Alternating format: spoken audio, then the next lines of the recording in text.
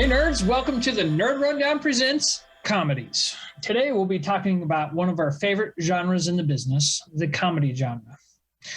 Comedies are one of the biggest movie genres out there, and because of that, there are a bunch of subgenres of comedy. Today we'll list out our favorite parodies, rom-coms, and R-rated comedies, and then we'll give our answer to what we believe is the most quotable movie. I'm your host, Darren Simple. You all know my co-pilot, the answer to do the curtains match the carpet, Eric Hare. Yes. Wow. It's true.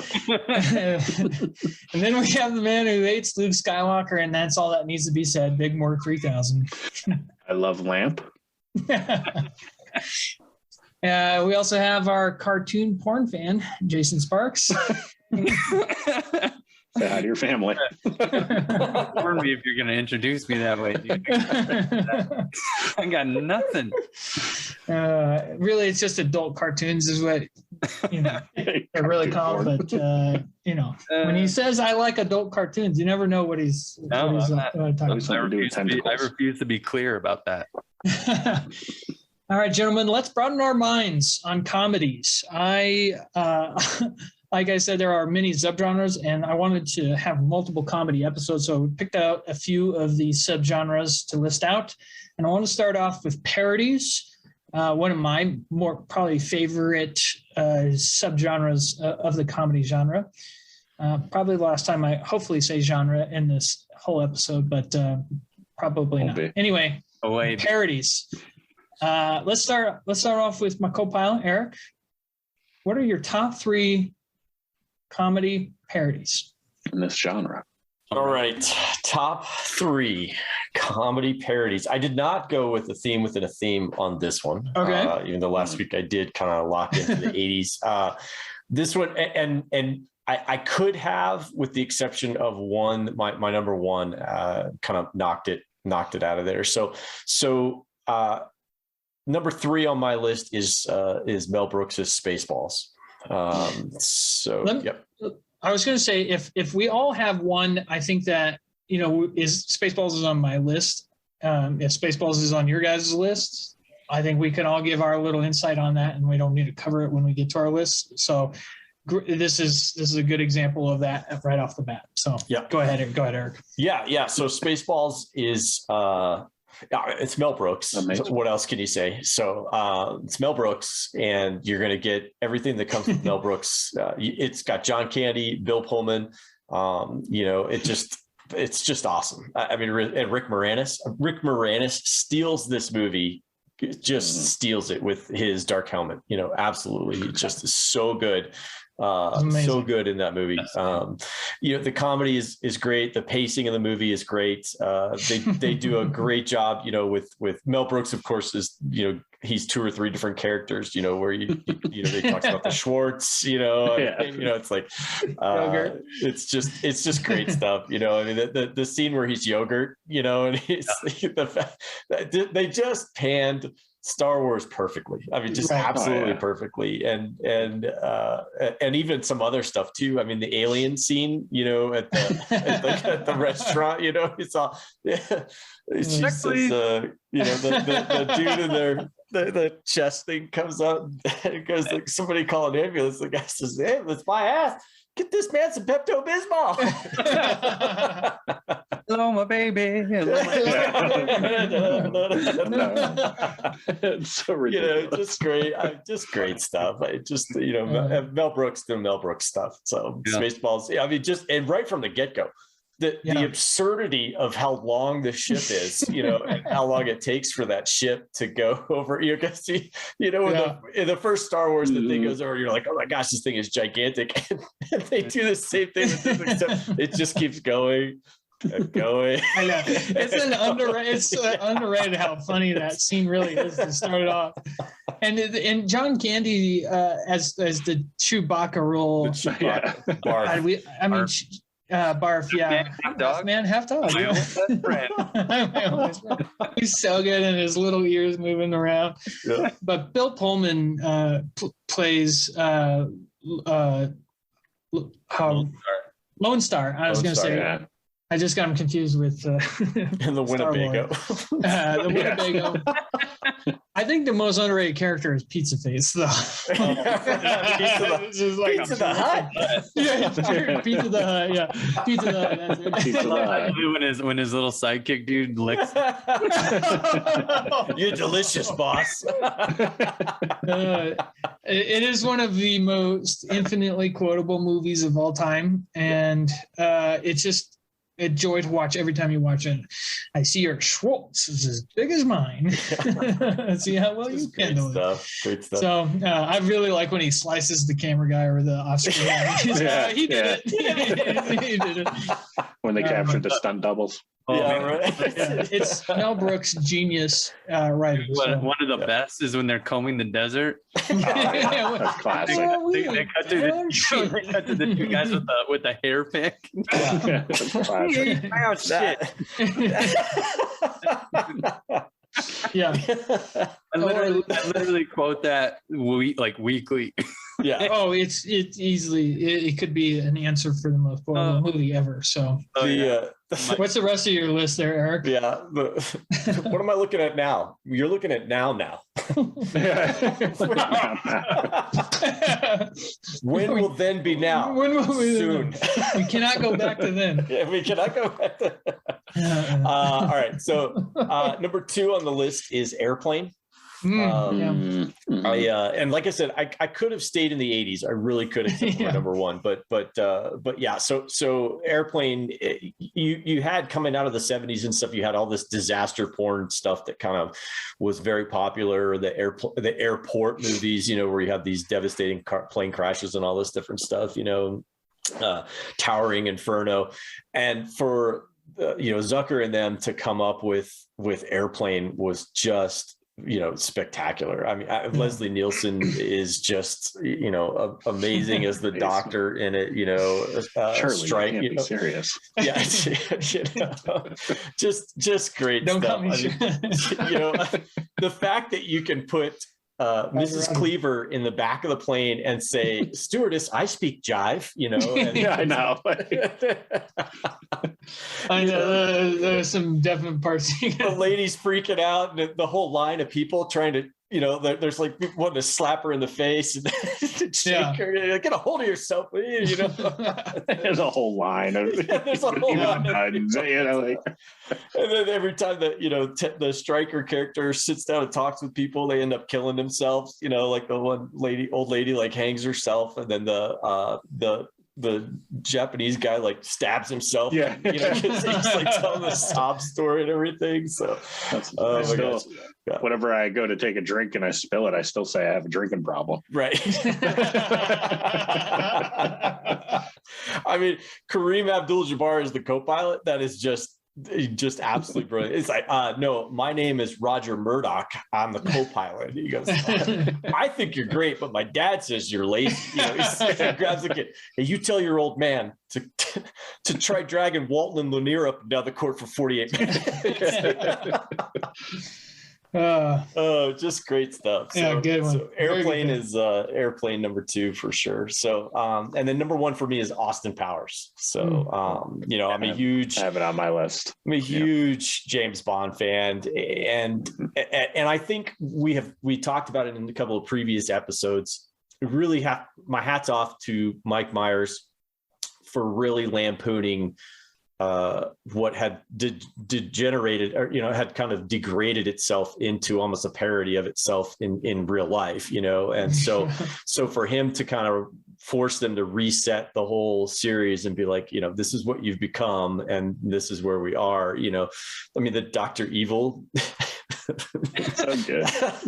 Just Greatest villains of all time. just a great, and the whole teeth thing. Look, I get it. I have bad teeth. Okay. He's not a way to get ahead in life. He's too bad he wasn't more headstrong.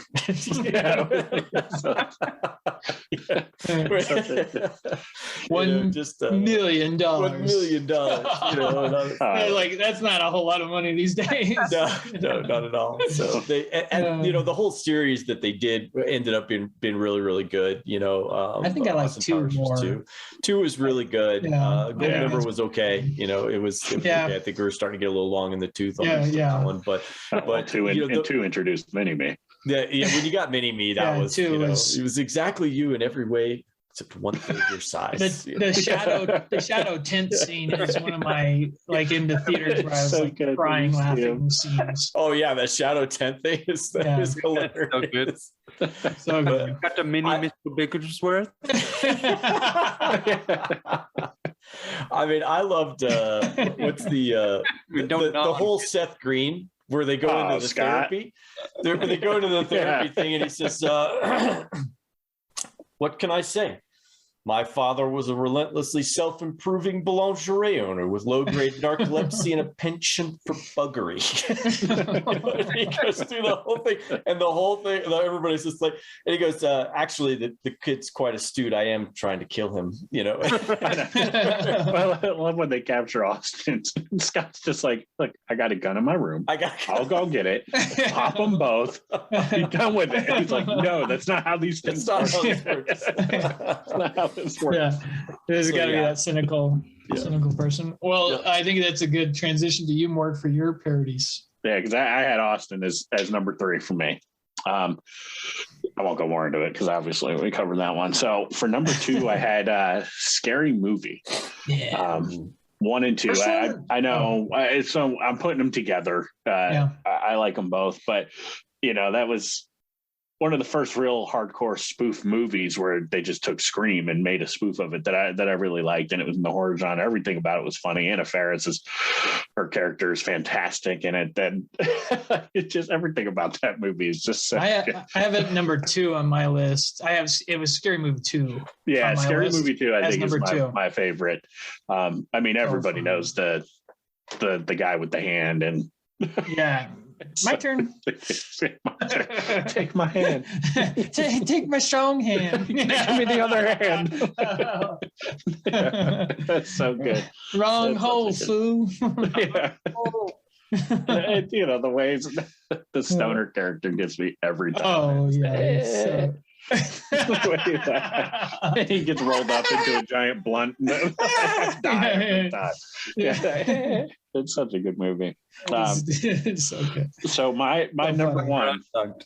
I quote that movie all the time. Oh yeah. My number 1 movie is by a man that we love, Young Frankenstein. Oh yeah, that movie I can watch all the time, anytime. It cracks me up. My wife doesn't get it. She's like, I don't know why you like this so much. Like it's perfect. Everything about it. It's just so. It's like good. their first parody movie. Really, yeah. And you know, where'd you get this brain? An Abby normal? Like it's so good. It's not it's Frankenstein. Frankenstein. It's just so good. Everything about that movie's fantastic. The dance scene where they're putting on the Ritz, and you know, even just the nod to when he runs into the little girl and she's like, "What are we going to throw next?" And he, you know, Frankenstein looks at the camera because you know the movie throws her down. It's just everything about that it's a good movie, and I can watch it anytime. Definitely my number 1. Yeah, good list. I'll go because I only have one more on my list, and my number 1 is not another teen movie, and it's a movie that parodies all the the 80s teen movies and the 90s teen movies, and it does it so. It does it so well. What'd you say, Jason? That's got your boy, Chris. Yeah, Evans. Absolutely. It's where my love for Chris Evans started. So he was great as Jake Weiler. With the whipped cream bra. With the whipped cream banana up his butt. It's just one of those movies that is so smartly crafted in the way that they blend all the movies together. And She's All That and Varsity Blues. And, What more concussion? it even has a cameo at the end of the movie from Molly Ringwald, the Pretty in Pink and 16 Candles and Breakfast Club star. So I just thought it was Cruel Intentions. They pick up. oh yeah, Cruel the stepsister. The stepsister wants to bang Jake Weiler. So, so it's just one long poop joke, but I really enjoy it. So, and the scene where Janie is finally like pretty, like when she comes downstairs and is playing Sixpence the Richers, Kiss Me, and everybody's just like, whole family. Oh, even the brother's like, man, it's it's hot, and it even has a little American Pie in there with Randy Quaid's crazy dad. It's got that 10 Things I Hate About You scene. He's singing Jenny's Got a Gun. Yeah, Jenny's got it. How do you win over a girl? Pick a song with her name in it. Jenny's got a gun. I get her. When they're trying to pick like who to pick, and he's like Jenny, and they're like, those overalls with paint on it, her hair up. There's no way you're gonna like. Eric Christian Olsen as the Paul Walker kind of character, or the James Vanderbeek, Paul Walker. Yeah, he was the Paul Walker character. Yeah, wait, not Paul Walker. No, yeah, Paul Walker was in. She's all Varsity Blues. No, he plays that. Oh, is he in? She's all that. Yeah, she's all that. Yeah, that's Freddie Prinze. Part of the gang there. That's like the jocks that are like part of the making the bet guy. Yeah. Okay. Yeah. All right. So I was. Another good Paul Walker film. Anyway. Good Paul Walker film. My favorite one. Full circle. That's right. Full circle right there. So I love that movie. It's just so smart. I love smart comedy and the way they blend. I mean, there's a lot of dumb comedy in it, but the way they define smart. Just the way that they incorporate all the different kind of movies. The parody genre really, after Not Another Teen Movie, it went to kind of shit, and it got to be too much. Like with Meet the Spartans and all of those movies that I came snuck after. in to see that movie and wanted them to give me money back, even though it just got to be terrible, and I wish it didn't turn into that, because parody movies, when they're written smartly, like Spaceballs, I would even say Scary Movie, the way they incorporate the genres smartly it makes for amazing movies. So with that, Jason, what are your you didn't say you had any of those movies on his list. I don't. So nice. number 3 for me is Shaun of the Dead. Oh yeah. Yeah. See, smart comment. That's a good one. Yeah. All right, Simon Pegg and Nick Frost are like one of my favorite comedy teams ever. Yeah, they are really. They're just so funny, man, and there's so many incredible moments in that movie. And just watching a zombie movie that's not taking itself seriously. So that's the best, dude. And we get the slow walkers in there, which I know we have opinions on whether or not that's important. So the true form of a zombie. The true form. Yeah. True form of the zombie. But I mean, dude, yeah, that's number 3 for me. I mean, I don't have a lot to say for it other than it's funny through the whole movie for me. And yeah, that's a good one. I love Paul. Paul is probably my favorite Nick Frost and Paul. Yeah, dude, Paul's amazing. Simon Pegg and Paul Frost movie. That one is a parody as well. It is. Yep. Yeah, I'd say most of what they do really is a parody, but that one was my favorite to put on the list. And then number 2 is, and I almost wish that I had put Spaceballs here instead, because if you said that, I was like, what an idiot. How did I not think of Spaceballs, man? Yeah. But it's the Family Guy Star Wars movie. I thought about this one. Yes. I didn't even think of that. That's good. Dude, they just did such a good job of being like you keep putting incredibly smart about capturing all of the moments in the original Star Wars that are, for a lack of a better word, just dumb, right? Like so all the dumb things that happened, and they just turn them into like pure comedy gold. Pew, pew, pew, pew. I wouldn't the guard outside the base is he's scanning. He's like, pew, pew. Pew, pew, pew. I'm like, I freaking did that watching the original Star Wars. I was, the pew, pew, pew. And I did that on guard in Iraq, where I was just like, pretending to shoot things. Right. Or like when you get so bored. When the droids go off in the little escape pod, they're like, oh, well, there's no life signs on there, and he looks at me, he's like, what are we paying by the laser now? Like, even the little things in that, when you have that little robot that's like a black little car driving around. Oh yeah, and it runs into Brian, and he does the Chewbacca yell, and the car's like, holy shit, it just drives away. It gets me every time. Yeah, you'd think that they'd put guardrails on here. Just want a guardrail. Don't get all penisy. Yeah, no, I quote that all the time. Don't get penisy, kid. Now that you say that, I it makes me think of the robot chicken Star Wars ones. Oh yeah, that was good too. Yeah, robot chicken. So good. Well, they even referenced that in the Family Guy one. Yeah, when they got Chris talking to me, he's like, "Yeah, but like robot chicken already do that." Yeah, right. Yeah, the robot chicken is good too. Oh man, that's a good pick. Good pick. Thank you. So number one is it's a nice parody of like the old Boys in the Hood and gangster type movies. Yeah, I really struggled. I really struggled not putting that one. While drinking your juice in the hood. Like, that one is probably. I could probably find a place for that one on my top 3 too. Oh man, it was great. That was just so good. That's one of my all-time favorite Wayne's movies. My all-time favorite movies. Yeah, the Wayans brothers, just so good, so good. It is. It's so genius, man. Like I seriously. What'd you say about my mama? What'd you say about my mama? Oh man, what was it? The Major Payne. Yes. Oh my God! Yes. I love Major Payne, dude. Good, I love it when Bam Bam Bigelow shows up. He looks up on Bam Bam Bigelow. Oh my gosh, that's a good. Really good. When he's like he's picking out the gun in the shoes, trying to figure out what match it is, and like it gets me every time. Like it's so stupid. It's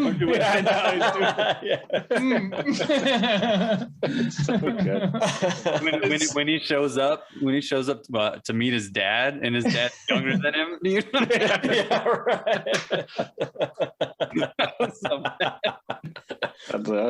That's a good pick. Man. I didn't even think of that. Dang. Like a lot of parody on the Friday movies in there. Oh yeah. Yeah. But that one kills me, man. I could watch that one like every week and they'll be laughing. So absolutely, that is my parody list right there.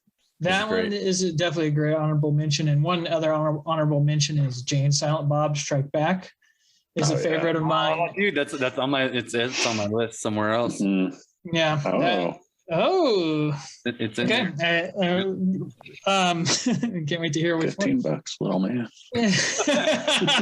Yeah, for sure, dude. That is one of the best. It is a good movie. So the next subgenre that we're gonna talk about. Love. I can't wait to get that far.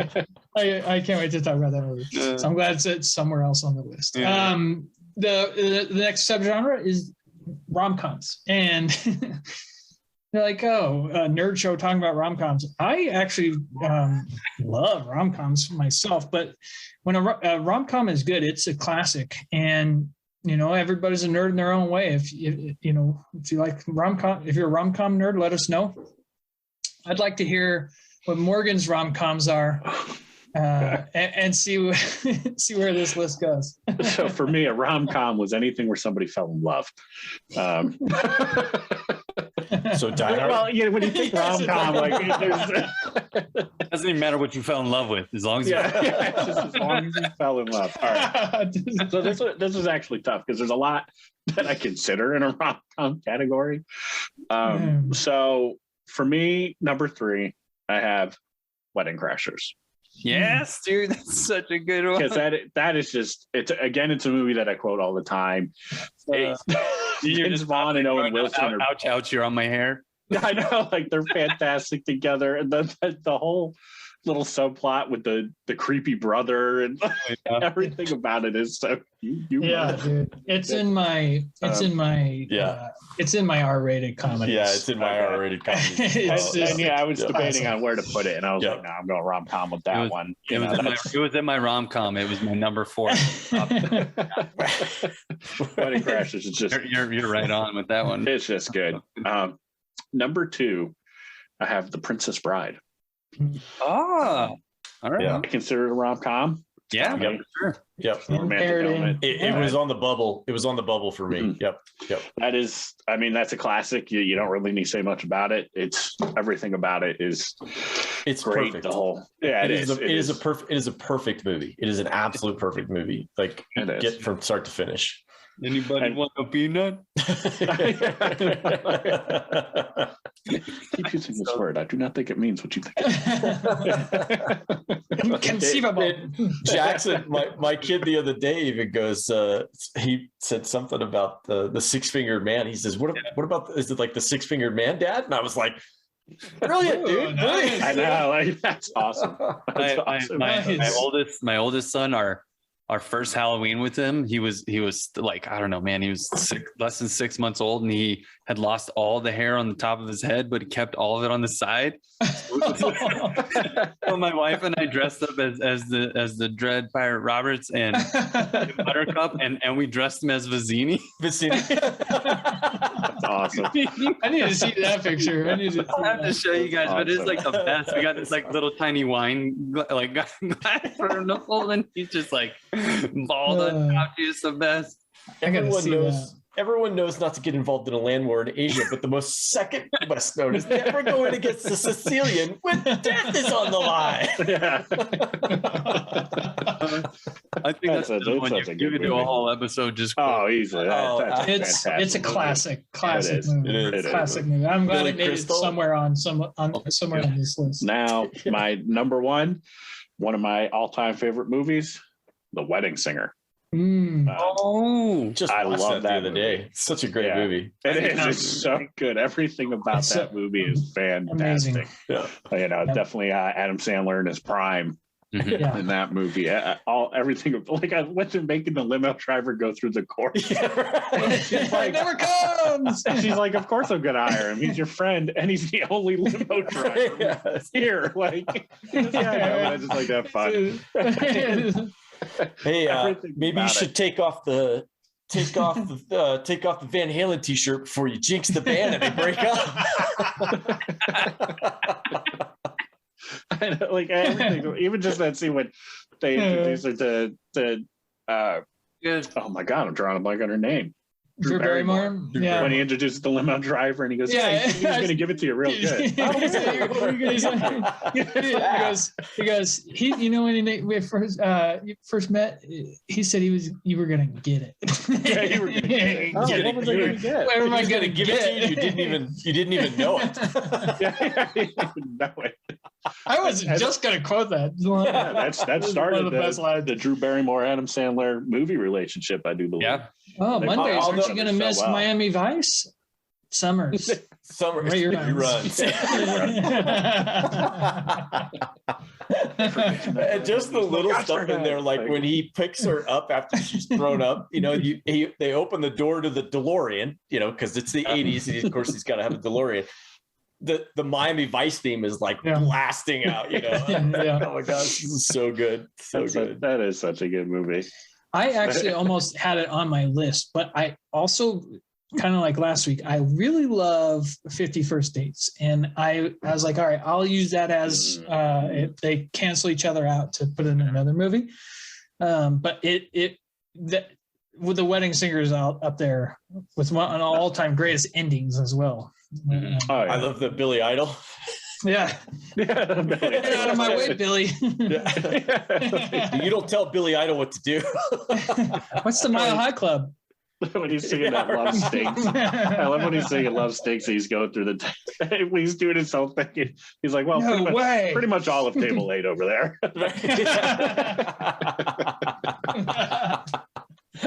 And then they're stings. They're all like, all these movies could be a qualification for the most quotable movies. It's gonna be a tough choice when we get to that. Yeah. Good list, Mort. Eric, what do you got for your rom-coms? Well, it's a good segue from what you just said. 50 First Dates is my number 3. It is such a great, yeah. So Drew Barrymore and Adam Sandler both like genuinely likable and approachable people. They just seem like they're just genuinely likable. Like I think one of the things that made Meg Ryan so successful was she was a cute person. She was a cute girl, and Drew Barrymore just has that. She's just a cute person, and so which is kind of strange because my next one is 2 gorgeous people, and so it's a little bit different. But these are just like normal. They strike me as just like normal people. Like they're both beautiful, but they're more approachable and they're more normal. And so the whole premise of her having this memory loss, having this thing, and for him to get this challenge in his head that I gotta get this girl, and everything. But then the progression of watching him fall in love with her and willing to do that every single day is just heartwarming. It's just heartwarming. It just absolutely is, and you think about it, it's like 50, like, would you do that? Would you be that committed to who you love, and this is a person that you don't even know, this is a person that you don't even know. Would you be that committed to do it?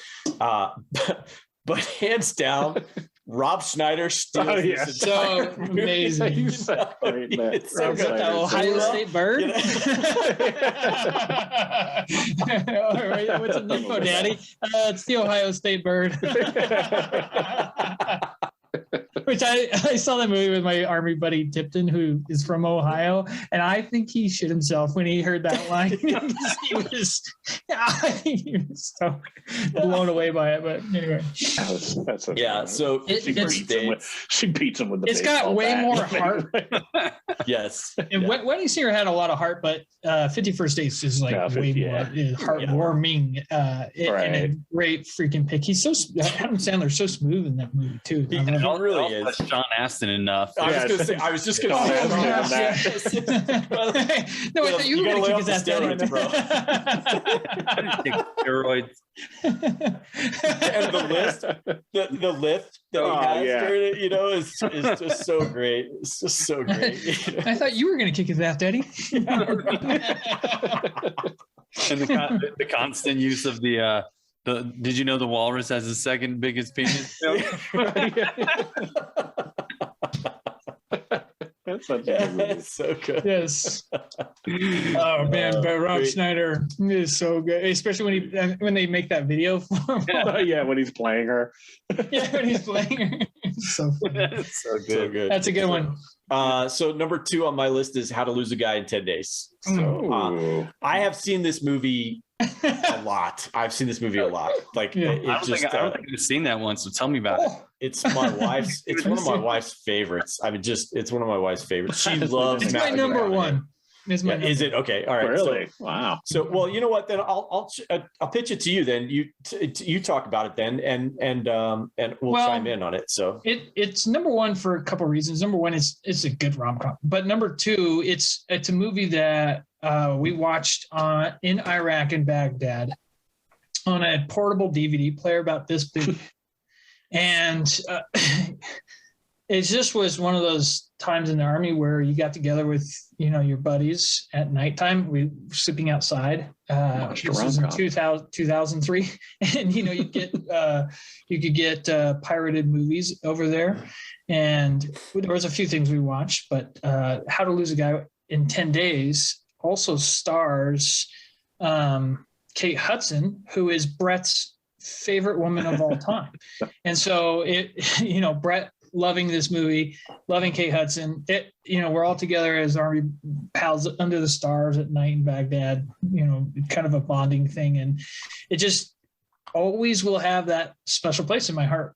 But it also is a really good movie. And Kate Hudson plays a crazy lady and a really sweet lady, and just a really good character with some great development. How she falls for Matthew McConaughey, and Matthew McConaughey plays his Matthew McConaughey character. Yep. But the way he falls for Kate Hudson's character is also very believable as well. And so just a great movie. I love it so much, and I always have that special place in my heart for those reasons. But go ahead, Aaron. Yeah, no, I agree. I just it's very. There's some great comedy in it. We get the wonderful Catherine Hahn. I forgot she's in that. That's right. Just so you know how long she's been working at it, before she finally got her due. Is she's been around a long time. So Catherine Hahn is awesome in it. The whole cast is really, really good. They do a really great job. His mom and dad, the uncle that farts all the time during the scenes, the game of bullshit that they play, I just, all in all, it's a really great romantic comedy. It really is. And Matthew McConaughey, his timing is really great. And her bipolarness is just spectacular, where she just swings from one to the other, and he's just like, and then, it's just like, oh my gosh, and she does so good at that. It's one of those things where they're forced into this situation, and he can't get out. She's just, ripping him to shreds. But, so How to Lose a Guy in 10 Days is number 2 for me. My number 1 is Will Smith's Hitch. Good one. It just is. I could watch it. I could watch it every day and stay right. Yeah. You stay right. Kevin James. Kevin James is so good in that, So good. He's so freaking good. And again, the whole cast is really great. It's going back to How to Lose a Guy, as my theme kind of earlier was, with Adam Sandler and Drew Barrymore, they're both beautiful people, but with Matthew McConaughey and Kate Hudson, it ratchets up to like really, really beautiful people, and then with Will Smith and what's her name? I can't think. Eva Mendes. Eva Mendes. Yeah. I mean, Eva Mendes is got to be one of the biggest smoke shows there is. I mean, she just is gorgeous, and I'll talk about her a little bit later in my adult comedy ones. But just I mean, she just is. Trying to think of what it is. Freaking gorgeous. Yeah, she's just freaking gorgeous. So, but just hilarious. The part where they're doing the cooking show stuff, and he's trying to. They work with the shrimp, and he starts to swell up, and and he's drinking the Benadryl, and he's singing Earth, Wind, and Fire, and like he's supposed to be this guy who's like the master at romance, at seducing women, right? And he screws up everything the whole time, I mean, he kicks her in the face when they're on the jet skis, and it's just so great. It's a really good twist on it. Yeah, absolutely. And then like I said, Kevin James, I think just he's so genius, good in that. He really is a comedic genius. He really is. So for me, Hitch is really, really great. Yep. Great pick. Catherine Hahn and Judy Greer, they always played like the small side characters who never got their shot. And now those two actors have really grown into their own and are leading presence on movies and TV shows. So as an honorable mention, Judy Greer's movie almost made my list of okay. Yep. Okay. Yep. Yep. Well, there was an honorable mention for me. It's a Mel Gibson movie. Yep. It's an honorable mention from you. She is fantastic. She is really, really. Yeah. She has really great scenes in that, and you could see how people keep casting her in stuff because she's so good in just these tiny roles, Yeah. She's in a small role in Ant-Man and the Jurassic World movies, but she's really grown into a leading lady, as you may say. So, but What Women Want is a great one. What Women Want. Yep. I just didn't quite make it. Jason, what are your top rom-coms? Ooh, number 3 for me is Forgetting Sarah Marshall. Yeah, that's a good one. I mean, that also is another one that's like almost too quotable for me. Yeah. Like, one of my favorites is he's like, when he's like, you need to put the P in the V right now. And he's like, no, I need to be my L on someone's T's. Like, I think I can fill in those words. But yeah, I mean, seriously, that whole movie is pretty. That is a good I movie. don't know. It's gold. I think it's Jason Segel really, Yeah, Jason Segel's amazing. really good. Vampire Really good. puppet. It was good. Aldous Snow is a freaking amazing character to me. His vampire voice is. So Yeah, it's amazing. vampire. Yeah. And Paul Rudd has a scene stealing character in that movie. Oh yeah, man. With like So good. lemons, you know. I like how Brett still owes Blockbuster. He's the reason they went out of business. Yeah. All those damn late Good. fees nobody paid. That was a good pick. Good pick. So number 2 for me is Bill Murray's Groundhog Day. Ah, great one. Yeah. Ooh, Yeah. I good thought about one. that. Yeah, that's a Dude, good one. like that movie was Man. such a big deal in my house. My family literally made a holiday out of Groundhog Day, where I, like, it was based on that scene when he's in the diner, just like eating all of the junk that he possibly could. My family, like everybody would just pick the like tons of junk food, and we would just sit there, just eating pizza and frozen Snickers ice cream bars and drinking soda and watching the thing and then getting really sick by the end of the movie. But dude, yeah, like that was a huge thing in my house, and it's one of the fun. Bill Murray's Bill Murray, and it's one of the funniest things. Nobody could play that character No. better than Bill Murray played it. Sure. And I will say that Palm Springs came out earlier, maybe last year. Palm Springs, it didn't have a lot of hype coming into that movie. They did a really good job of paying homage to the Groundhog movie, and it's not as good as Groundhog Day, but they did a really good job. I with that know movie. which movie you're talking about. That was really good. Yeah. But Groundhog Day's better. Yeah, well, Groundhog Day. Oh yeah. That's Nancy. She makes a noise like a chipmunk when she gets really excited.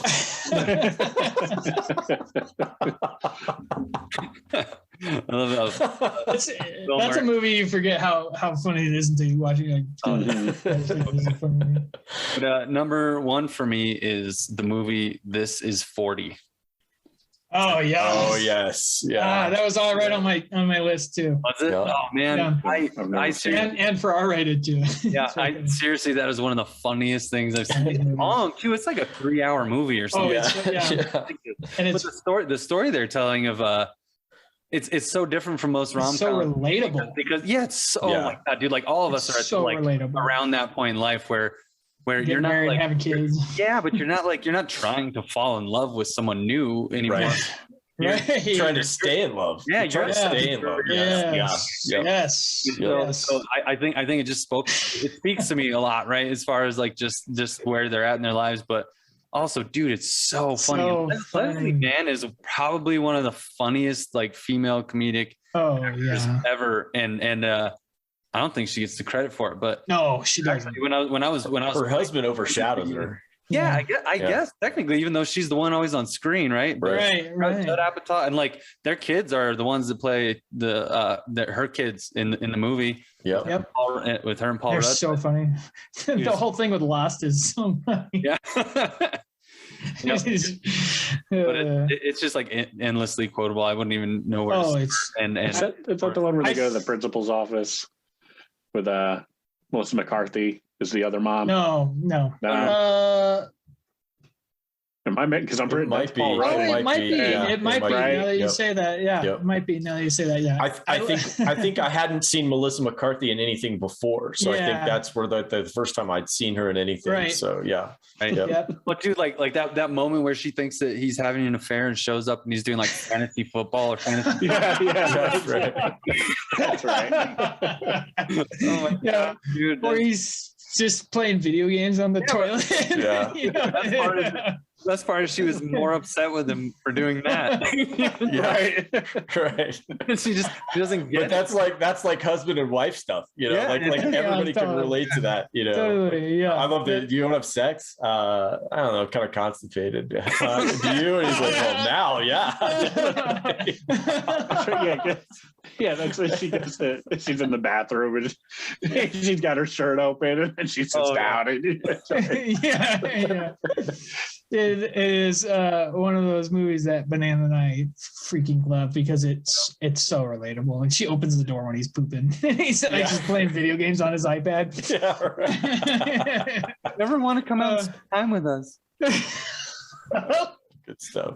Oh, dude, it's a good one. That could go on forever. It is really. That's it. That's number one for me. It's funny one. It's a good flip of the rom-com of it is, staying in love. Absolutely. Very different. Megan Fox is in that too. Oh, yeah, she is. Oh my God, she's smoking. Yep. Good picks. Okay, so my number 3 is Crazy Stupid Love with Steve Carell and Ryan Gosling. And definitely one of those movies. Oh, is this the one where this is the one Megan Fox, is it? Yeah. No, Crazy Stupid Love. It is this 40. Yeah, this is 40. This is 40. Yeah, she works. It's Megan Fox. She works in the store that. That's right. Right. Okay. Yeah. So Crazy Stupid Love does not have Megan Fox. Because they have the whole scene about the boobs, the boobs staying. That's maybe why I'm just not. The details of that scene is just boobs for me. So right. So I see their lips moving, but I don't know what they're saying. It is like, well, I have no idea what's going on. Crazy Stupid Love is a good one. Crazy Stupid Love. I'm such a fan of Emma Stone. I love Emma Stone. She was one of my all-time favorites. Steve Carell's transformation into a charismatic man is really something to see. And Ryan Gosling's character is amazing. Anything with Marissa Tomei I'm going to love, especially when she's a horny woman, as she is in this movie. But then so good. the scene, the best scene in IMDb. yeah. Marissa Tomei. That's what Marissa Tomei, horny woman. When I look at it, that's what I see. So yeah, but the best scene is when it all kind of comes together at the house. Oh, yeah. The putt scene, and Ryan Gosling's like, oh, that's the guy. And he takes his ring off and he knocks that guy down.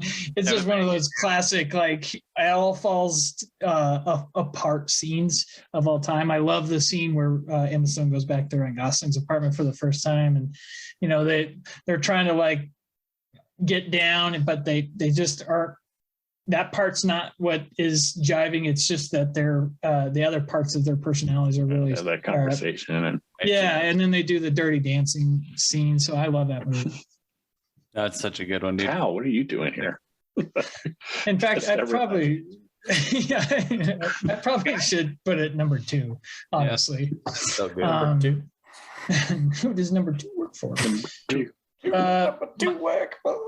My other rom-com, because number 1 was How to Lose a Guy. My other rom-com is Failure to Launch. Another. Oh yeah, that's a great one. I can't believe I forgot that one. I actually didn't even think about that one. I love this. That's Zoe Deschanel too, and she's amazing. So cute in that movie. So like lovable. But it's got a great cast. It's got Matthew McConaughey, Bradley Cooper, and the guy from National Treasure. Hangover too, yeah. And the Hangover too, or as well. But but Riley. and it's Riley. Yeah, Riley. Yeah. It's the only thing I can really stand Jessica Parker in other than Hocus Pocus, but I thought she did really well. I think that movie was successful despite her, not because of her. I think she was fine in it though. I think she was fine. I really think Matthew McConaughey, it's his best character. It is in rom-coms. The bit Zoe Deschanel's bit with the bird, the whole movie long, and then she goes into the sporting goods store. I just need to buy one. And the guy goes, lots of people have problems.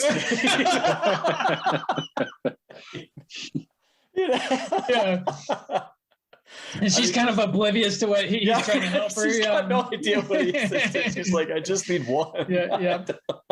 I love the scene where Doug in Hangover, Riley in National Treasure. What is his name in this movie?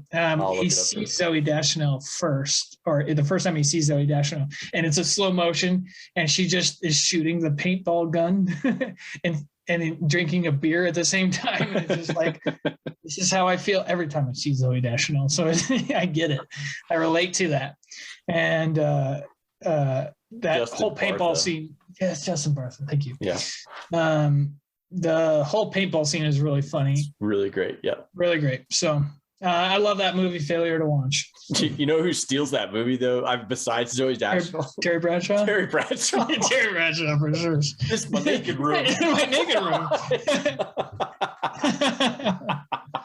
Oh man. I've never wanted to see Terry Bradshaw's rear end, but afterwards I was like, it's worth it. Okay, it's worth it. I'm like, for the laugh I got out of that, completely worth it. Great little part for Terry Bradshaw. Yeah. So the rom-coms are it's a subgenre that when it's good, it's real good. As you can tell, we all just had some really good ones. Now we get to the R-rated comedies, and these kind of came in tough. Over time, and really over the last 20 years. This subgenre has exploded with some amazing movies, and there's like groups of comedians that you kind of have. You kind of have your Will Ferrell groups, your Judd Apatow groups, your SNL groups, just creating amazing comedy movies. And so I'm going to start off with Jason on this one. Let's start with you and see what your top R-rated comedies are. Yeah, we can fly through these ones pretty quick. I think number 3 for me is Hot Fuzz, which that's a good one, dude. I mean, God, dude, I'm a super fan of Peg and Nick Frost working together. I think Nick Frost might have some of the best delivery out of anyone ever. And that whole movie where he just plays this super lovable idiot who doesn't understand anything that's going on. Loves action movies. And just loves them. You ever seen Bad Boys? Just constantly asking him questions. Have you ever fired your gun into the air while screaming? Yeah. When he does it in the movie, and he's and he it's us, and if that ever happened, right. We'd be like. When he calls him a policeman and he corrects him, he goes, police officer, and he goes, okay, policeman officer. That's a good pick. He's so funny. All right, number 2 is Jay and Silent Bob Strike Back. Yeah, I've watched that a million times. This is another one. Me and a buddy dressed up as Jay and Silent Bob, and we got on maps and found the nearest gas station. Yeah, well, no, it was the nearest quick stop gas station. Hour away from where we lived, or hour and a half away from where we lived at the time. But we still drove down there and just stood outside the quick stop, just smoking cigarettes and yelling random stuff at people. Oh man, $15, little man, put that shit in my hand. That money doesn't Yep, dude, but that's one of the best movies. Never say no kind thing about March Day at the time. Yeah, but like if you were a sheep, you'd fucking have a sheep, right? That's your sweet ass. I knew it. Not one of us. That's so sick. Oh man, I mean, it is like an infinitely quotable movie. It's not fair. We drove across country. I fell in love, and I got kicked in the balls by a guy named Cockknocker. Dude, Luke Skywalker as Skywalker.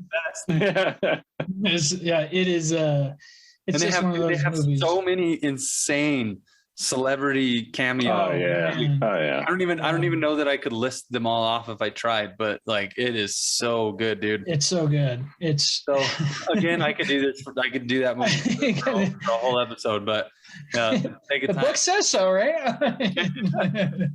So you oh, you know about the book? I know about it. I live my life. Well, then I gotta. No more going down on Harry Bush nuns. That's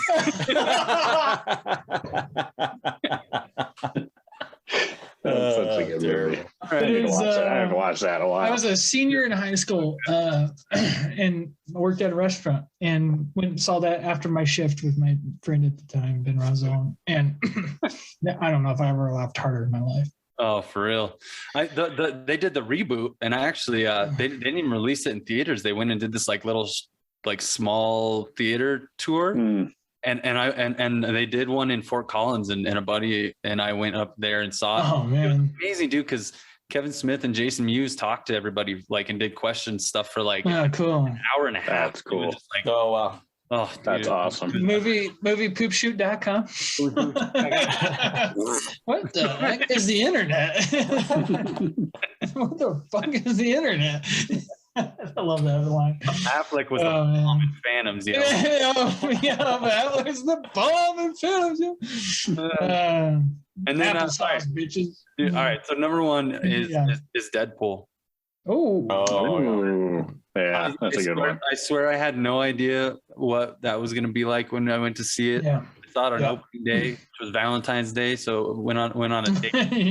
And dude, I've never seen that kind of comedy in the superhero genre ever. And I think like I think it's so amazing. And I put it at number one, not just because it was super funny, but I think it changed the way that people had to start doing superhero movies moving forward. Like it was really good. Marvel really, you know, DC not as much, but Marvel really took the cue of like making sure that their movies weren't just action packed, but that they had like a lot of humor in them. And that, I mean, like that's cool. So that's why I put Deadpool there. Yeah, it's good. That's a good pick. That's a good movie. It's so good. Deadpool's so good. What do you got, Eric, for your R-rated comedies? Yeah, good list. Mine starts with Superbad. So, you know, just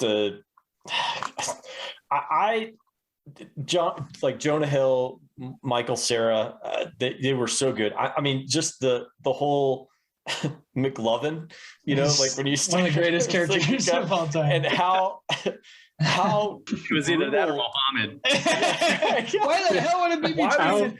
Why was it? Yeah, like Mohammed's the most common name on earth. Read a book. The relationship between Jonah Hill's character and McLovin is so good. It's so good. Yeah, where they just like go against. I mean, they're so antagonistic the whole time. Why was it down between McLovin or Mohammed? Mohammed's the number one name in the world, man. You know, like common name in the world.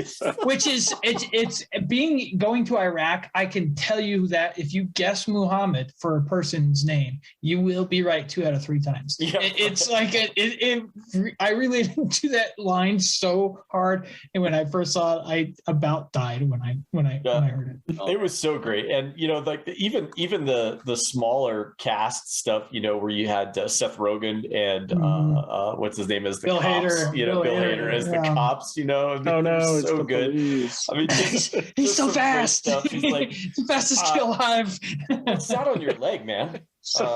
What do you mean? It's blood. Is that period blood? It's like, you know, it's just that movie was so good. Oh man, they can't win in that movie. Yeah, Emma Stone is so cute in that. I mean, she's so good. She's so good. Yeah, good pick. So Superbad.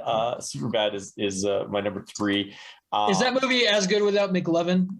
Is a good question. Yeah, he really makes that movie. What up, gangsters? I think if you took any of the characters out, it's not as good. It just works. It works. Everybody works together. The whole thing works. Number two for me is, and this was hard because I really either one of these movies could go number 1 or number 2 for me. Tropic Thunder is my number 2. So Tropic Thunder is, and and this one actually was really hard for the infinitely quotable movie as well, because it just, there's so much in this, you know, the from the fake trailers at the very beginning all the way to the end, it is just a laugh. And I actually I was living in Seattle at the time, and I was working in a data center at night. And so I got off work, I went home, and on a Friday, the Friday it came out, I went home, I ate some dinner, you know, it's like 8 o'clock in the morning, I ate some dinner. And then I was one of 2 people in the theater at the 10 a.m. show. So, so it was only, and I'm laughing my ass off the whole time. I mean, it was so funny. Yeah. You know, like I said, from the very beginning, you know, the Al Pacino bust a cap, bust a nut, and bust a nut. And booty time or booty sweat. You get your booty sweat, you know, and you know, then the whole, like I have to think that RDJ's Robert Downey Jr.'s blackface will be the last time you'll ever see blackface done, like ever done. And I know who I am. I'm playing the dude disguised as another dude. The dude What do you mean? Another dude. What do you mean we? or what do you? What do you mean? Yeah, you people. You people. What do you mean? What do you mean? What do you mean, you people? Yeah, they took the best role for a black man and gave it to Crocodile Dundee. There are so many things in that movie you could not do today. Like, Oh yeah, Pump the brakes, sons. He's a national treasure. He's a Simple Jack. He's, you know, simple. Yeah, the simple. Never go fall. Hey, look, he's like directing from like a God's. He's not directed from God's view. He's being judged by him right now. You know, the dude steps on the mine. Even Tom Cruise's character. And Tom Cruise, top 5 cameo of all time. Oh yeah, absolutely. Well, yeah, because leading up to that, Cruise had kind of fallen off, and there was a bunch of controversy, and nobody had really seen him for a long time. Right. You know, there was a big gap, and then for him to come Called in, the Vanilla Sky coma.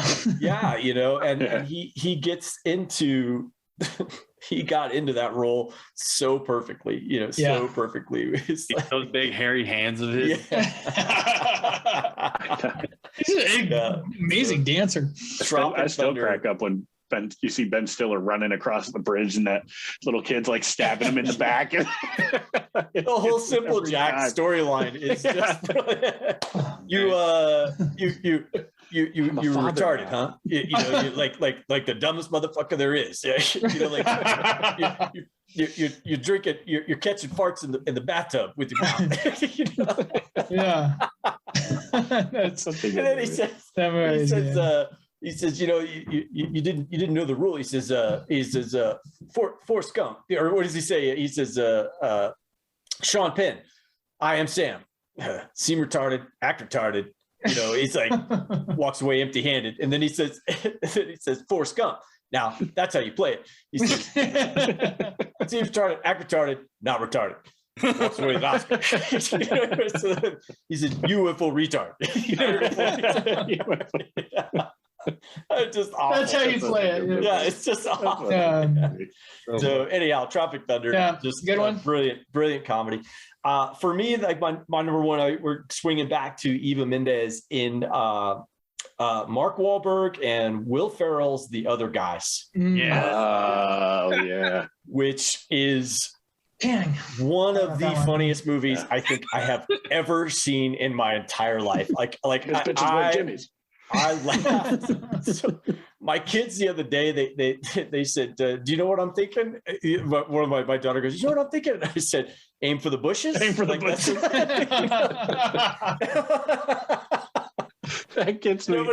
Nobody in my family understands it. Nobody gets it. You know, it's like a total dad joke that only I get, but you know, it's all right. So, but over and there's no bushes. Every time.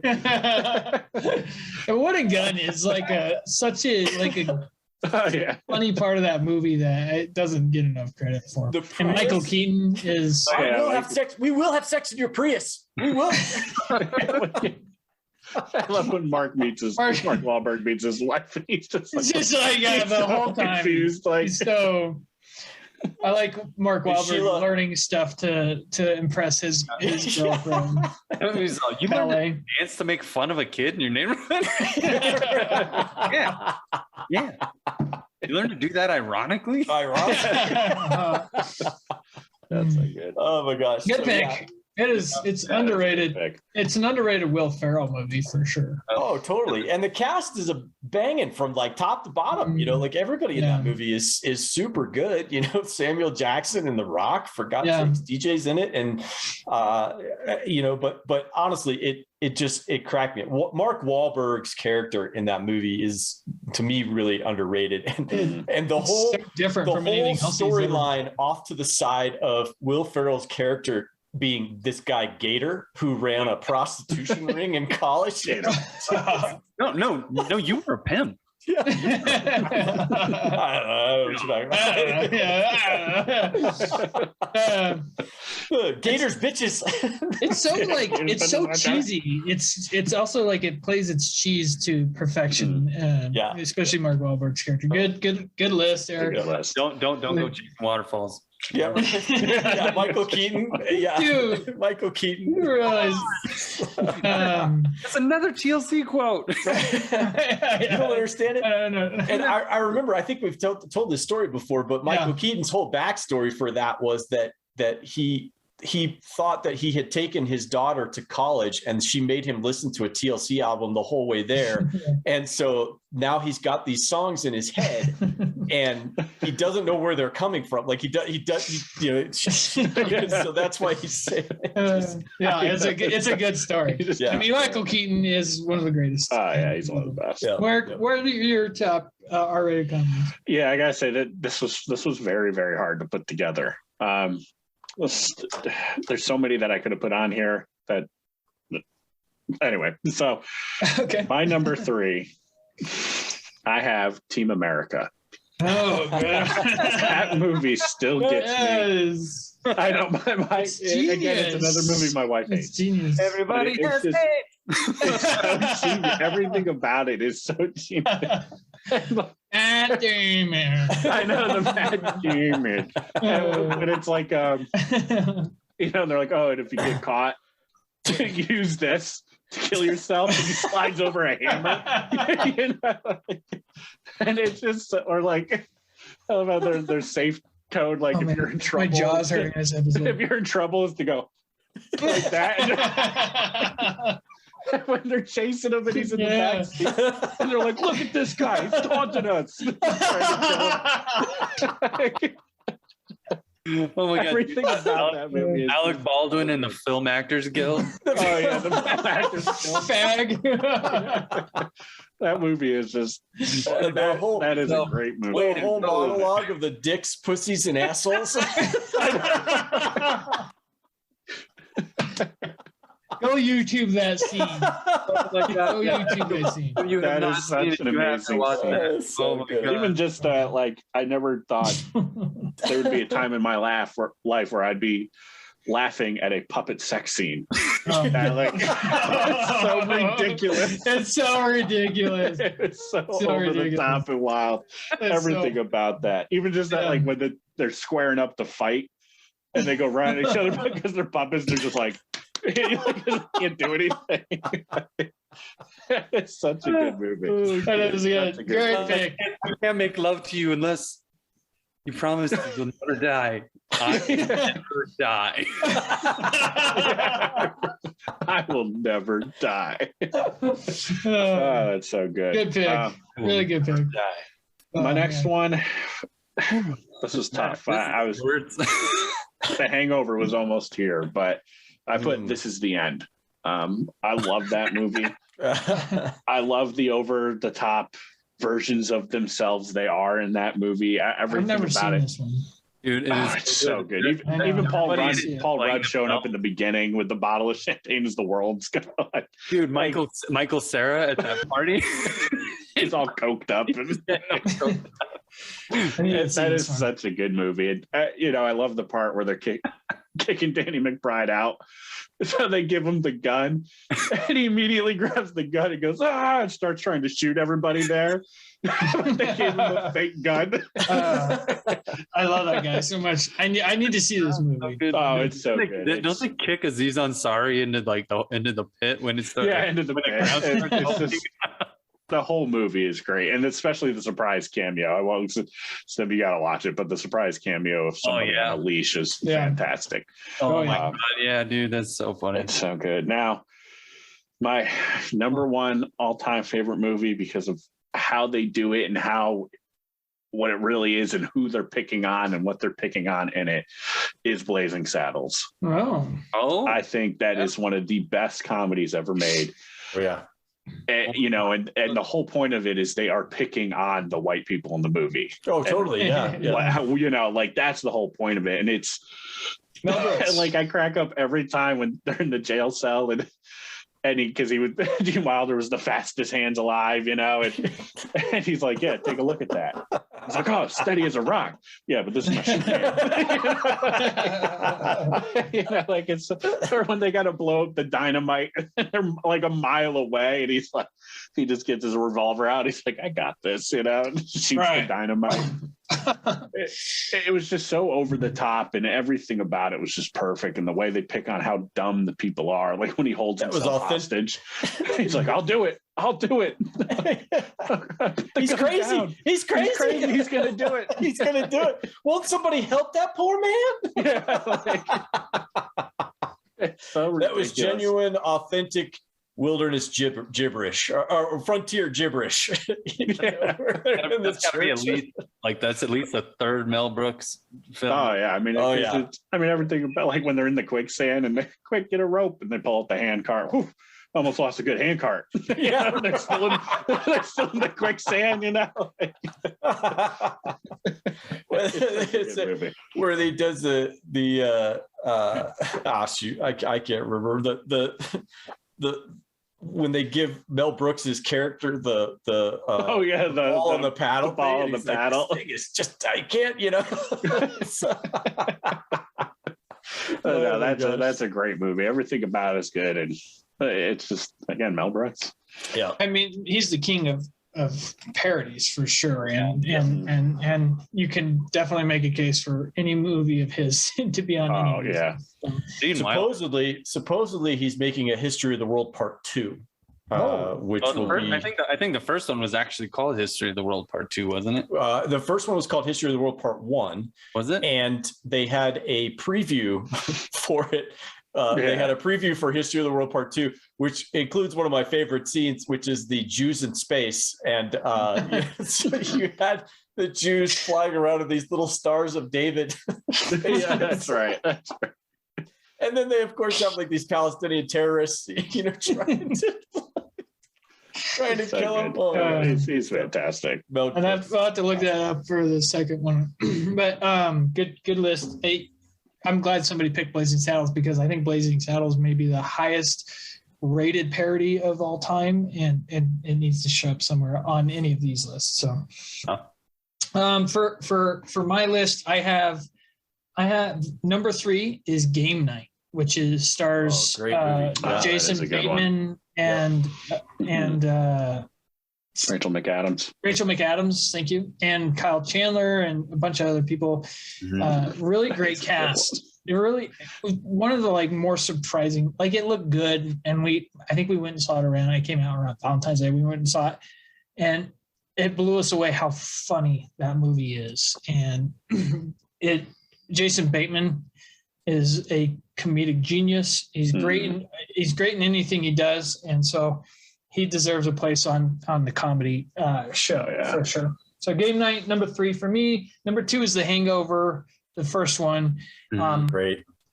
I think this movie was genius. I mean, it was a cultural phenomenon when it came out. Yeah. And it was definitely a top 3 movie of laughing in the theater, hardest I've ever laughed. Oh yeah. And it just blew me away how good it was. And it's one of those movies you could put on it infinitely quotable. Actually, one of our T-shirts is in portable. So, I'm sorry, buddy. He looked like a Carlos to me too. Zach, it gave us Zach Galifianakis. Yeah. Yeah. Bradley, He gets punched by Bradley Mike Cooper. He's still got it. In the face! Oh yeah, the taser to the face. He's just like, the slow motion walk up to yeah, he's walking at him. That's so good. It's just a good movie, and the sequels really never lived up to the original. Could not live up to the original because it was such a surprise. And it's part of that conversation, Jason, that you were talking about earlier, is did it ruin, the first one or what they did in the first one? And almost, I would say yes, but it was just so magical. That first movie was so magical that it still deserves place on the list. So Absolutely. Number one for me is Wedding Crashers. I already talked about it, but I want to give a shout out to Old School because I tried to find a place for Old School on the list and I didn't find it, but I knew Wedding Crashers was in there, and it's the same kind of people, same just swap out a Wilson brother for one or the other, and then it's the same.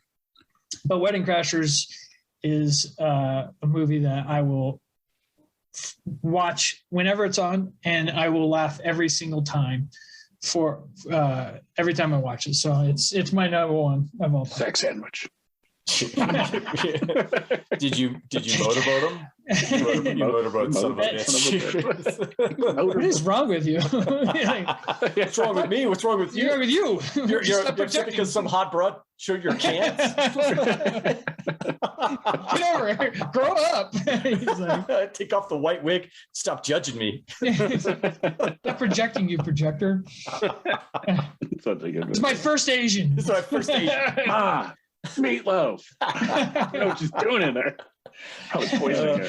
You know what's so funny about that? What's so funny about that? People helping people. Is that Will Ferrell character gets buried so far, like the movie is so good that Will Ferrell character gets buried at the end, and you almost forget that it's even there. Oh yeah, yeah, but he's the legend. He's a Chad. legend. Yeah, Chad. Chad or Chad? Wait, you've been crashing funerals? Yeah. Did they announce they're doing a sequel to that?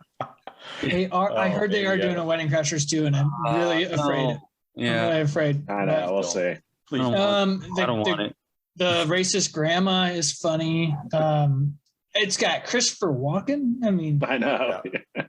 Crab cakes and football. It's what Maryland does. It's just a really, really, really, really great movie. And then it's also absolutely hilarious. And it was one of those first R-rated movies to come out in that, to help blow up the R-rated movie genre. So R-rated comedy genre. Well, and I think probably the most underrated person in that whole movie is Isla Fisher. Isla Fisher's character, where she just plays that total nut job, where she's just like, I knew my first time would be on a beach. It's like, what? I got a stage 4 clinger. I got a virgin. Stage 5 clinger. We gotta go. Yeah, when he's got that cut on his leg, and she smacks it. It's just crazy. And then he's like, she's out there on the dance floor stomping her feet. He's like, look, she looks like a toddler. For a tantrum. Vince Vaughn. It may be Vince Vaughn's best performance, and he may be at his best in that movie when he's not saying anything and he's reacting to other people. Like when he's reacting to the gay brother, at the dinner time, and he's just like got those looks on his faces, and he's just like, those looks. And the opening scene with their the delegations of the divorce. Oh, yeah. So it's like the arbitration. Shut your mouth when you're talking to me. I love it. Why don't you try getting jerked off underneath the dining room table for the whole family have some real problems? That's so good. That's and his face during the thing. He's people helping people.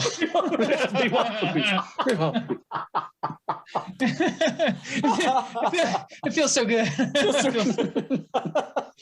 All right. So with that being said, infinitely quotable movies is definitely a list that we want to do now, but we only get to pick one movie for this.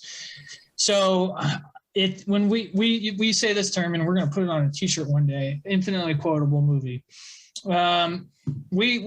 We all have our movies that we quote, and then we all have our movie that we quote, if you know what I mean. And so, and there's like, is this, you know, I'm interested to hear, is this a movie that you guys like to say the quotes from it because it's funny, or you guys use the quotes in actual real life? Like, I'm interested to see what you guys said for this. I'm going to start off with you, Eric, and ask, what's your infinitely quotable movie? Tommy Boy. Oh, good on. Chris Farley and David Spade. And to go back to is it a movie that I quote, or is it a movie that I quote in real, like I use it in real life? And it is both. I mean, it is both. There's all kinds of stuff that I will pull out from that movie, but it is favorite quote. Oh gosh. You know what? You got to pass. I'm not gonna. I can't think of anything. That's how good it is. Yeah, I mean, it just is. My favorite quote from that is when the deer destroys the car, and Tommy's, that was awesome. Yeah. I don't know the whole. You know, not here so much or here so much, but right here. Nope. You know. It's like you know, there's just so many great lines in that thing. It's, you know, did you try getting yourself a new map? He says, well, you know, you keep telling me that it's 22 miles away, but you're really smart. So, you know, the guy goes, I'm picking up on your sarcasm. You know, he's not even one of the main characters. And that's a quote that I use all the time. You know, I'll be like, hey, I'm picking up on your sarcasm, you know.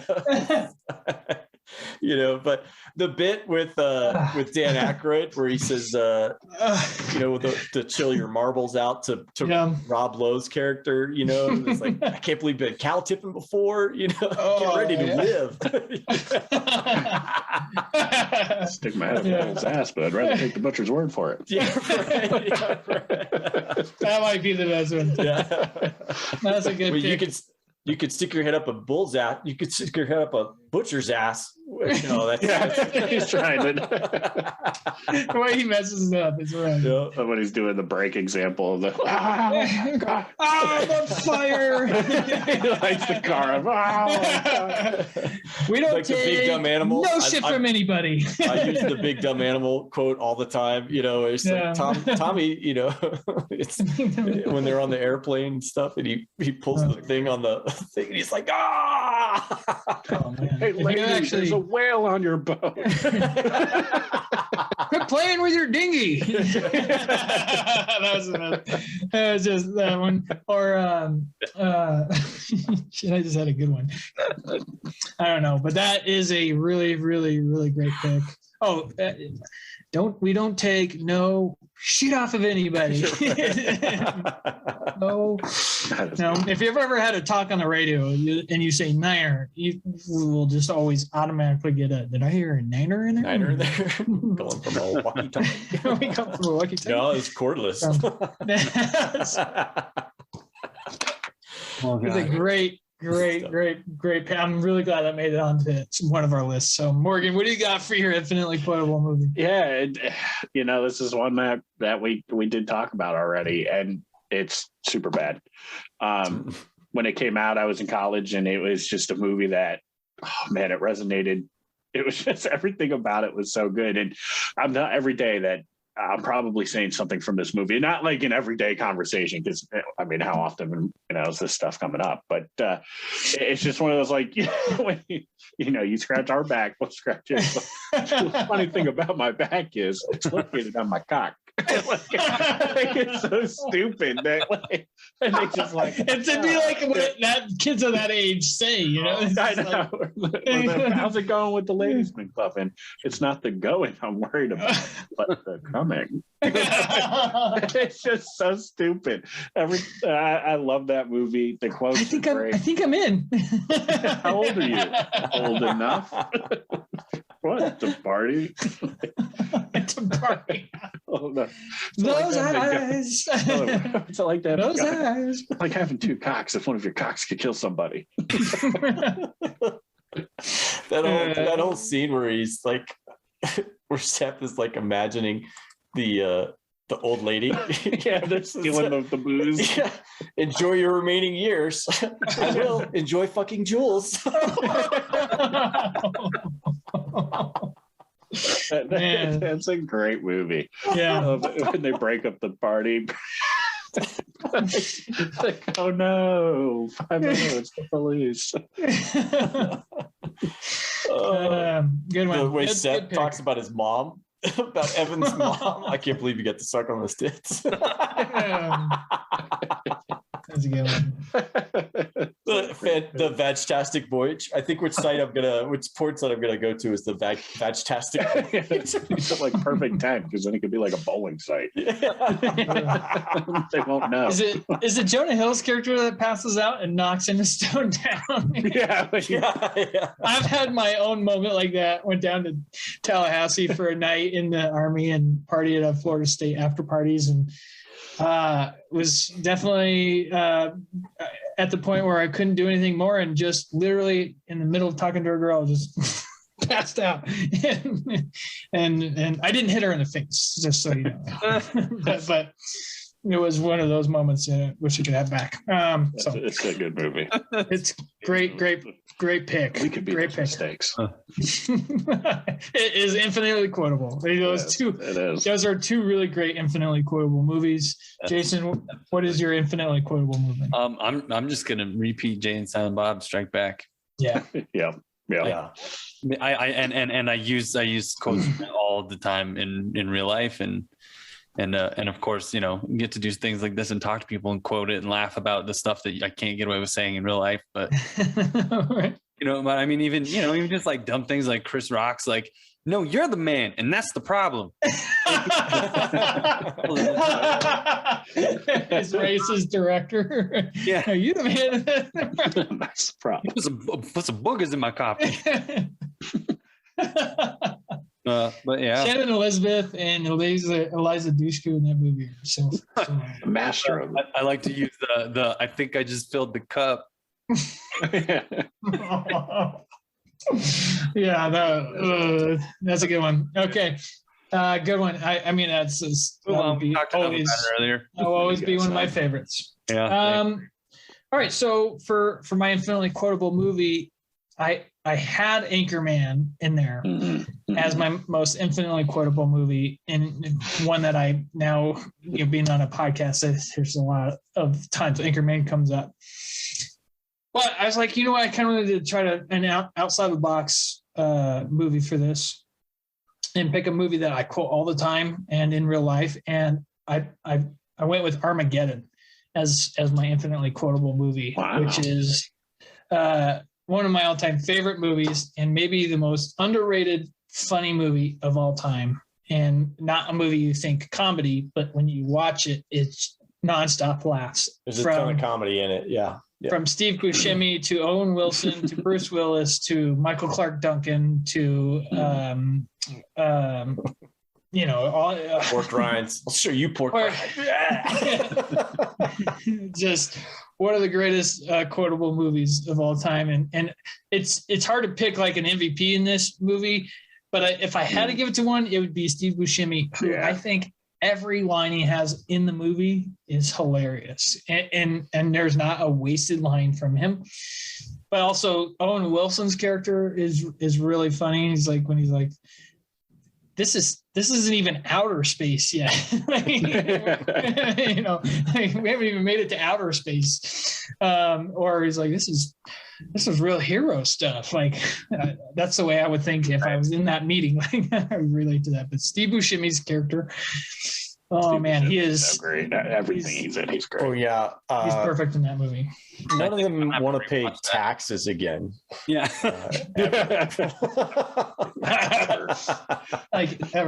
Ever. Hey, you guys wouldn't be able to tell us who actually killed Kennedy, could you? Yeah, and on the way he looks back, the way he looks back,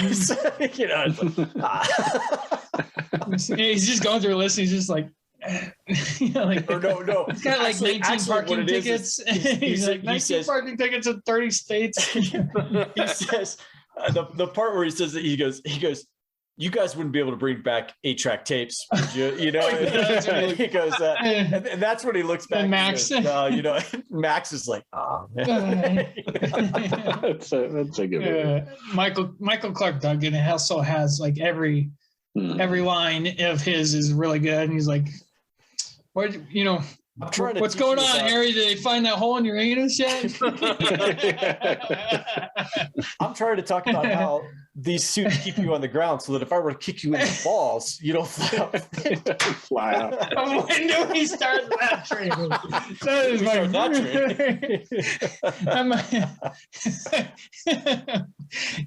Because Owen Wilson is talking to Bear. And then she goes, Bear! He's like, It's just me or is Watts really hot? Yeah.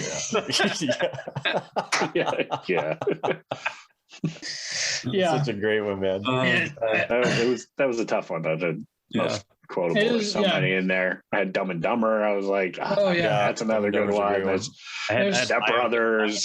Bridesmaids is, Bridesmaids. Step Brothers. I had Biodome in there. That's good. Oh man, yeah. Wow. Son-in-Law is actually a really underrated movie as well. Yeah. Pauly Shore was great right there in the 90s, man. Oh yeah, he was the man. Ace Ventura, Ace Ventura, good stuff. All right. Yeah, so many. So that's something that we say on the show a lot. It's an infinitely quotable movie, and so I wanted to have a little segment. Future T-shirts that we're gonna have. Have T-shirts, but a great list. My jaw hurts from laughing so much. With it, we're not just a superhero podcast. We're not just always going to talk Marvel or DC or stuff like that. We're movie nerds here, all of us, and we love comedies, and we quote comedies more than we quote any other movie, I would say. Right. So comedies, definitely, it's a little bit of a long overdue show, but really glad we got you guys on here to give your comedies, and I had a great time. I can't wait to go back and watch this show. My jaw hurts. Be good. And it's our first R-rated show, so I think we got a total of 7 F-bombs. Should we put a little clip of that in the beginning? Hey, it's R-rated. We're gonna have to tally this up and see how many we drop. But you know how to put beeps in there, Eric? I actually think we all got to drop one. Yeah, that wasn't even the most offensive thing we said. Not even close. Yeah, really. Absolutely. The F-word wasn't that bad. So just the simple Jack part's going to get you guys canceled. That one we might have to be careful on. I know the number one fan of the show, Denise Temple, definitely will not enjoy that. Maybe we'll put. It's not how I truly feel, but it's not how I truly feel. It's from a movie, and so that absolves me of any. The movie's picking on how ridiculous that is. Yeah, I will say the R word was as offensive as any word in our household growing up. So that was one word that I probably will never say out loud. It just is drilled into me, and so thank you, Denise Temple, for that. Anyway. Eric, I'm behind you though, man. Thanks. You were quoting a movie, Eric. It's just as simple. It's not how I feel. It's like the zip code rule. If you're quoting a movie, it doesn't count. So cool. I mean, it's entertaining. You can say whatever you want. Right. Love this theme. Love these lists. Great list, guys. we'll have another comedy show at some point down the road where we'll do other subgenres of comedies, and I look forward to that. There's some really good dark comedy and stuff like that. Horror comedy. I know. Banana's like, when are you going to get Royal Tenenbaums on the show? So, we'll keep asking them. We'll do it sometime down the road and look forward to it. But stay tuned next week. Next week we have our biggest show of the year. It's our season 1 finale. It's our holiday show. We're going to bring back all the big hosts from this year. A long show. And it's going to be all about content. Die Hard. I've got some. Die Hard, a Christmas movie or not? That's what it's going to be about. That will be a good topic of conversation for sure. It would only be a 30-second show. Yes. Yes. Yeah. See you guys next week. Everybody have a great year. See ya. It's the biggest show of the year. Yes, absolutely. Die Hard's a Christmas movie, and we'll probably talk about that next week. But also, I've got some really great questions and themes throughout the show, and it's going to be our biggest show yet. So I'm looking forward to doing that. And with that being said, you guys, great list. Thank you so much for everything. Any last thoughts? Any last thoughts? Nope. Christmas. I mean, holiday comedies are like its own subgenre. Absolutely. Chris, it's hard to not get Christmas Vacation on there. Oh, I know. Yep. Which I just watched the other night. It's just like, God, every time I watch this, it's so funny. So genius. The opening scene in the car is so genius. Anyway. On to the next week, to our holiday show. Let me turn it on. Where am I in my thoughts? Brett, we need Brett with his hands. Yeah, Brett. This is for you, Brett. So with that being said, we'll see you next week on the Nerd Rundown Presents. See ya. Bye. See you next week.